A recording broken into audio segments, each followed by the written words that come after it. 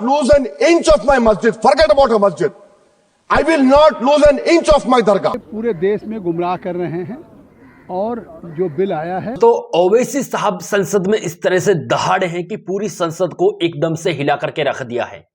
आपको पता है वक्फ बोर्ड का जो मामला चल रहा है, ओवैसी साहब ने ही संसद के अंदर इस मामले पर सबसे पहले चर्चा की थी। उसके बाद में सभी संसद में जो मुस्लिम लीडर थे, तकरीबन 4 से 5 लीडर ओवैसी साहब के साथ में बोले थे कि हम अपनी वक्फ की जमीन को किसी भी कीमत पर नहीं देंगे। लेकिन अब फिलहाल में जो नया मुद्दा आपको पता है कि वक्फ बिल को पास करने की बातें की जा रही हैं सरकार की तरफ से। जो जॉइंट पार्लियामेंट कमेटी गठित की गई थी उसकी तरफ से भी यह फैसला दिया गया है कि वक्फ बिल पास किया जाए, उसको फिर से संसद में दिया गया है। लेकिन दोस्तों वहां पर अब ओवैसी साहब का ऐसा बयान आया है जो आप लोगों को सुना। खुली तरह से ओवैसी साहब ने संसद में धमकी दी है। ओवैसी साहब ने कहा है, मैं पहले ही चेतावनी दे रहा हूं, मैं आपको वीडियो भी दिखाने वाला हूं। और इस पर फिर वो जगदम्बिका पाल हैं जो जॉइंट पार्लियामेंट कमेटी यानी जेपीसी के चेयरमैन थे, उनका भी ओवैसी पर यह बयान आया है कि ओवैसी मुसलमानों को भड़का रहे हैं, भारत देश के मुसलमानों को भड़का रहे हैं। इसलिए जो भी भारत का हर मुसलमान है, हर नागरिक है, उसको यह वीडियो जरूर देखना चाहिए, क्योंकि इसमें ओवैसी साहब की भी मैं आपको वीडियो दिखाने जा रहा हूं। जगदम्बिका पाल ने क्या कहा है उसकी भी वीडियो दिखाने जा रहा हूं। आपको पता है दोस्तों कि वक्फ आखिर है क्या, इसमें बदलाव क्या किया जा रहा है, क्यों किया जा रहा है, जमीन वक्फ बोर्ड होता क्या है, बहुत सारे लोगों को यह नहीं पता है। पूरी बातें फिर से हम इस वीडियो के अंदर जानेंगे। लेकिन सबसे पहले मैं आप लोगों को वो वीडियो दिखाऊंगा ओवैसी साहब की। आप टेंशन ना लेना, इसमें मोटी मोटी बातों को मैं आपको बता दूंगा कि आखिर ओवैसी साहब ने इसमें कहा क्या है, क्योंकि ओवैसी साहब ने इंग्लिश में संसद में दहाड़े, सभी के भाई साहब चेहरे की हंसी उस टाइम गायब हो गई थी जिस टाइम संसद में बैरिस्टर साहब दहाड़ रहे थे। चलिए मैं आपको ओवैसी साहब की इस वीडियो को दिखाता हूं, जरा सुनिएगा ध्यान लगाकर, हिंदी करके आपको बताऊंगा लास्ट में। Sir, I am cautioning and warning this government. I am cautioning and warning this government. If you bring and make a waqf law in the present form, which will be violation of Article 25, 26 and 14, it will lead to social instability in this country. It has been rejected by the entire Muslim community. No waqf property will be left. Nothing will be left, I say. You want to make India Viksit Bharat? We want Viksit Bharat. You want this country to take back into 80s and early 90s? It will be your responsibility. Because as a proud Indian Muslim, I will not lose an inch of my masjid. Forget about a masjid. I will not lose an inch of my dargah. I will not allow that.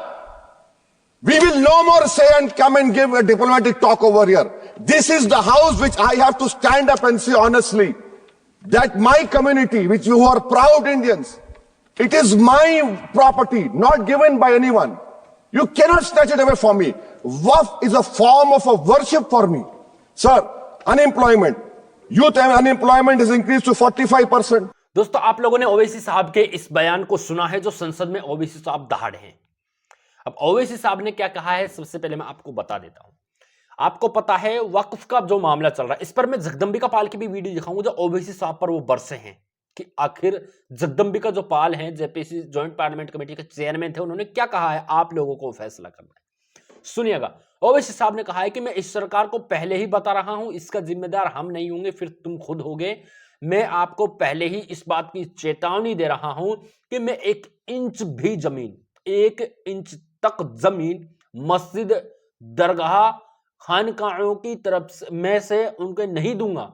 यानी मस्जिद, दरगाहों में से 1 inch जमीन भी मैं नहीं दूंगा, चाहे कुछ भी हो जाए। फिर सोच लेना, आप इस बात के जिम्मेदार खुद होगे।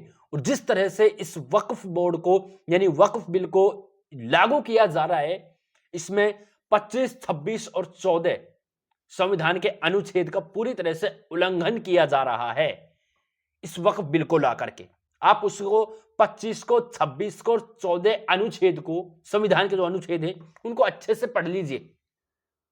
तो इस तरह से लाकर सरकार जो के कानून के संविधान को पूरी तरह से उल्लंघन कर रही है। यहीं पर दोस्तों मैं आपको अब वीडियो दिखाने जा रहा हूं जगदम्बिका पाल की। फिर थोड़ी और कुछ ऐसी बातें करेंगे, अहम बातें, जिनसे आप लोगों के और भी सरल तरीके से वक्त समझ में आ जाएगा। ठीक है, सबसे पहले थोड़ी सी हम इस बात को सुनेंगे कि वक्फ बिल पर गठित जेपीसी के चेयरमैन जगदम्बिका पाल हमारे साथ हैं। असदुद्दीन ओवैसी ने कहा है कि अगर सरकार जबरदस्ती वक्फ बिल पारित कराने की कोशिश करती है तो जो वक्फ की ज़मीन है उसे नहीं छोड़ा जाएगा। ये पूरे देश में गुमराह कर रहे हैं और जो बिल आया है, बिल सरकार जबरदस्ती क्यों पारित करा रही? ये आपने नहीं देखा कि इस बिल को लेकर के सरकार ने इसको ज्वाइंट पार्लियामेंट्री कमेटी को रेफर करने का प्रस्ताव खुद संसदीय कार्य मंत्री किरण रिजिजू जी ने कहा। तो सरकार की मंशा खुद थी कि पूरे देश के वक्फ बोर्ड के साथ Shia Waqf board, Sunni Waqf board, minority commission, Islamic scholars, former vice chancellor, high court के लॉयर्स या तमाम फाउंडेशंस हैं उनके सबके साथ डिटेल डिलिब्रेशन डिस्कशन हो चुके और 6 महीने कंटिन्यूअस हुआ। पूरे देश में हम गए, महाराष्ट्र में, गुजरात में, तमिलनाडु में, कर्नाटका में, तेलंगाना में, वेस्ट बंगाल में, उड़ीसा में, आसाम में, यूपी में, बिहार में, इतनी जगह टूर में गए, सब जगह से मिले और इसके बाद ये रिपोर्ट आई है और ये रिपोर्ट बेहतरी के लिए है। और निश्चित तौर से अब इस वक्फ की प्रॉपर्टी का और वक्फ के जो अमेंडमेंट हो रहा है, इससे वक्फ का फ़ायदा जो वक्फ करता है उसके इंटेंशन को मिलेगा। सरकार ये सुनिश्चित करेगी। कुछ सांसदों का ये आरोप है कि जो डिसेंट नोट उन्होंने दिया है वो पूरी तरह से रिपोर्ट में शामिल नहीं किया गया है। अब देखिए, उनको लग रहा है कितने पेज का डिसेंट है आपने शामिल किया है? 482 पेज की हमारी रिपोर्ट और 221 पेज का डिसेंट नोट है। आज तक कहीं सुना है कि नोट ऑफ डिसेंट पैराग्राफ में होता है, फ्यू लाइंस में होता है कि 100 मोर देन 200 पेजेज होता है। ऑलरेडी 221 पेजेज उन लोगों ने दिया है, वो भी उसके साथ। आखिरी सवाल, समाजवादी पार्टी के जो सांसद हैं संभल से जियाउर रहमान बर्क, वो कह रहे हैं कि अगर संसद में इस तरह पारित कराया जाता है बिल को एज इट इज़ तो हम सुप्रीम कोर्ट जाएंगे न्याय के लिए। अरे भाई, किसी को अधिकार, उनको क्यों अधिकार है? कोई व्यक्ति जा सकता है।